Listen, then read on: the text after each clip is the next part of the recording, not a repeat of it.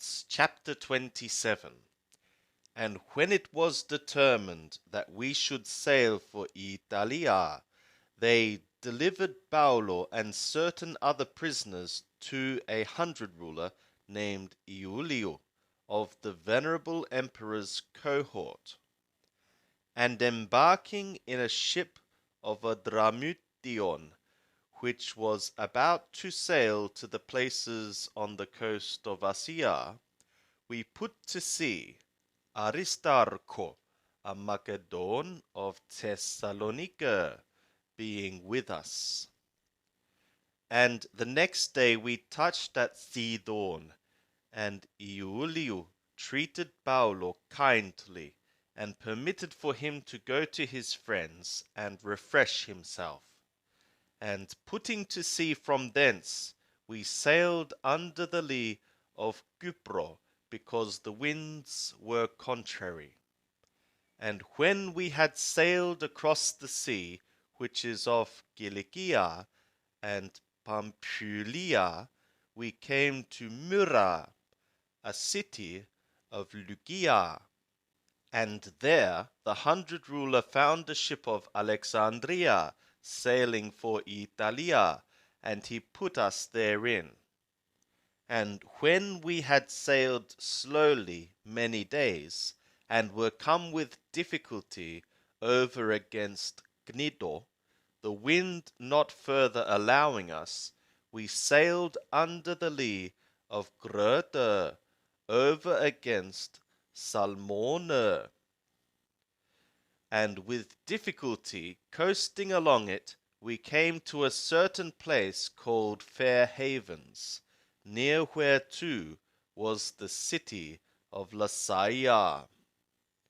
And when much time was spent, and the voyage was now dangerous, because the fast was now already gone by, Paulo admonished them, and said to them, Sirs, I perceive that the voyage will be with injury and much loss, not only of the lading and the ship, but also of our souls.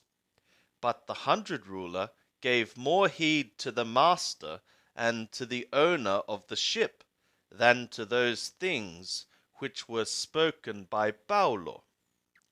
And because the haven was not commodious to winter in, the more part advised to put to sea from thence, if by any means they could reach Poinix and winter there, which is a haven of Gröte, looking northeast and southeast. And when the south wind blew softly, supposing that they had obtained their purpose, they weighed anchor and sailed along Gröte close in shore. But after no long time there beat down from it a tempestuous wind, which is called Euroaquilo. And when the ship was caught and could not face the wind, we gave way to it and were driven. And running under the lee of a small island called Gouda, we were able with difficulty to secure the boat.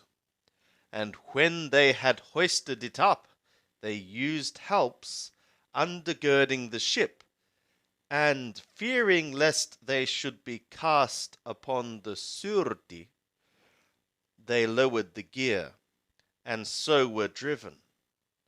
And as we labored exceedingly with the storm, the next day they began to throw the freight overboard. And the next day they cast out with their own hands the tackling of the ship. And when neither sun nor stars shone upon us for many days, and no small tempest lay on us, all hope that we should be saved was being fully removed. And when they had been long without food, then Paulo stood forth in the midst of them and said, Sirs, ye should have hearkened to me, and not have set sail from Gröte, and have gotten this injury and loss. And now I exhort you to be of good cheer, for there shall be no loss of soul among you, but only of the ship. For there stood by me this night a messenger of the God whose I am, whom also I serve, saying, Fear not, Paulo, thou must stand before Caesar, and lo, God hath granted thee all them that sail with thee. For what reason, sirs, be of good cheer, for I believe God that it shall be even so, as it hath been spoken to me. But we must be cast upon a certain island. But when the 14th night was come, and we were driven to and fro in the sea of the Adria, about midnight the sailors surmised that they were drawing near to some country. And they sounded, and found 20 fathoms. And after a little space they sounded again, and found 15 fathoms. And fearing lest perhaps we should be cast ashore on rocky ground, they let go 4 anchors from the stern, and wished for the day. And as the sailors were seeking to flee out of the ship, and had lowered the boat into the sea, under colour as though they would lay out anchors from the foreship, Paulo said to the 100 ruler and to the soldiers, Except these abide in the ship, ye cannot be saved. Then the soldiers cut away the ropes of the boat, and let her fall off. And while the day was coming on, Paulo besought them all to take some food, saying, This day is the 14th day that ye wait and continue fasting, having taken nothing. For what reason, I beseech you, to take some food, for this is for your salvation, for there shall not a hair perish from the head of any of you. And when he had said this, and had taken bread, he gave thanks to the God in the presence of all, and he broke it, and began to eat. Then were they all of good cheer, and themselves also took food. And we were in all in the ship 276 souls. And when they had eaten enough, they lightened the ship, throwing out the wheat into the sea. And when it was day, they knew not the land, but they perceived a certain bay with a beach, and they took counsel whether they could drive the ship upon it.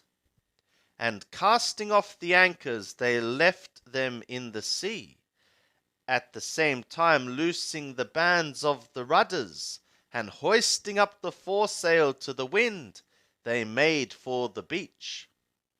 But lighting upon a place where 2 seas met, they ran the vessel aground, and the foreship stuck and remained unmovable, but the stern began to break up by the violence of the waves. And the soldiers' counsel was to kill the prisoners, lest any of them should swim out and escape. But the 100 ruler, desiring to save Paulo, stayed them from their purpose, and commanded that they who could swim should cast themselves overboard, and get first to the land. And the rest, some on planks, and some on other things from the ship, and so it was, that they all escaped safe to the land.